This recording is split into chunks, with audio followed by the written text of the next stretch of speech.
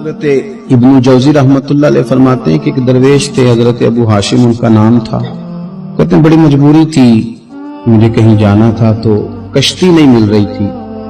अचानक एक कश्ती गुजरने लगी तो मैं भी सवार होने लगा. तो मल्लाह ने मुझसे कहा कि ये एक साहब बैठे हैं, बड़े अमीर हैं, साथ उनकी कनीज है, इन्होंने मुझसे बुक कर ली है सारी की सारी, की अकीदा सी सालम करा लिया टांगो, वो सारी की सारी बुक कर ली है, तो मैं तो किसी को नहीं बिठा सकता. तो वो जो साहब बैठे थे बड़े सेठ आदमी थे, कहने लगे मियाँ आप किसी और कश्ती में. और जो उनकी कमीज थी ना, वो कहने लगी चेहरे से कोई नेक आदमी लगता है.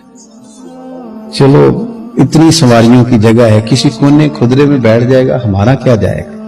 कहा अच्छा चलो आ जाओ. तो मैं कोने में बैठ गया. थोड़ा रास्ता आगे गया, उन्होंने खाने का सामान निकाला, मुझे भी खिलाया. लेकिन खाते खाते मेरी नजर पड़ी तो उसमें तो शराब के बर्तन भी थे माज़अल्लाह. फिर उस शख्स ने खाना खाने के बाद उस कनीज से कहा कि मुझे माज़अल्लाह गाना सुनाओ.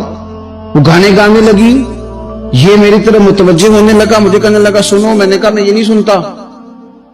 फिर मेरी तरफ शराब बढ़ाई, मैंने कहा मैं नहीं पीता. तो कहने लगा तू क्या सुनता है, तू क्या सुनता है. तो कहने लगे मैं सुनाऊं क्या सुनता हूं. कहा सुनाइए. फरमाते मैंने कुरान पाक पढ़ना शुरू कर दिया. कुछ लोग, मैं आपको यकीन से कहता हूं, कुछ लोग ऐसे हैं इनकी जिंदगी दूर गुजर गई है मस्जिद से. उन्हें को बंदा चाहिए जो थोड़ा सा जाके पैगाम हक सुनाए. उनको पता ही नहीं है कि दीन मीठा कितना है, हसीन कितना है, कुरान में चाशनी कितनी है, सरकार की तारीफ का, नात खानी का रंग कितना शानदार है. मेरा ये मानना है कि जिसे रब रसूल के रंगों की खुशबू का पता चल गया ना, फिर दुनिया का कोई और रंग उसे अपनी तरफ मायल कर ही नहीं सकता. सवाल ही पैदा नहीं होता. कुछ लोगों ने सूंघा नहीं है, आए नहीं है, करीब नहीं आए. तो शेख अबू हाशिम कहते हैं मुझे कहने लगा सुनाओ ना. अमीर आदमी था, कभी इस तरफ गया ही नहीं था. ढेरों लोग हैं जो नहीं मस्जिद जाते. अल्हाकुमुत तकासुर हत्ता ज़ुरतुमुल मकाबिर. अल्लाह फरमाते हैं कि तुम्हें दौलत की हिरस ने इतना अजीब उलझा दिया कि कब्रों तक पहुंच गए थे. बहुत सारे लोग हैं कब्र में चले जाते हैं, मस्जिद में नहीं आते. तो कहते हैं मैंने उसे चंद आयतें सुनाई, उसकी तो कैफियत ही बदल गई. कहने लगा मौलाना जिंदगी बड़ी गुनाहों में गुजरी है, अब तौबा कर लूं तो मालिक माफ कर देगा. कारनामे खतरनाक हैं, पीछे रजिस्टर काला स्याह, माफी हो जाएगी. दौलत बड़ी थी तो फिर हमने भी शराब कबाब शुबाब में उड़ा दी सारी, माफ कर देगा. तो कहते हैं मैंने कहा हो बंदे के आने की देर है, उसकी रहमत तो फौरन ही कबूल कर लेती है.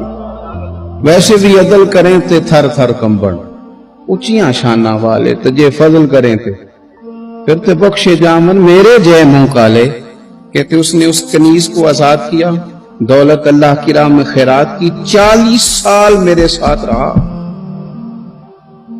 फिर मैंने उसकी जुबान से सिवाय खैर के जुमला नहीं सुना.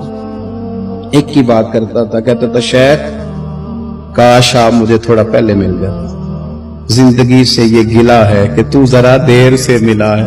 पहले मिल जाते ना तो शायद मेरी जिंदगी कुछ और दिन बन जाते. थोड़ी देर अल्लाह वाले की सोबत. आप फरमाते हैं फिर वो 40 साल के बाद मेरे सामने इंतकाल हुआ, मैंने ही दफन किया, मैंने ही कब्र में उतारा, जनाजे का एहतमाम भी मैंने ही किया. मेरा यार था, दिल लग गया था, प्यार हो गया, मैं परेशान रहता.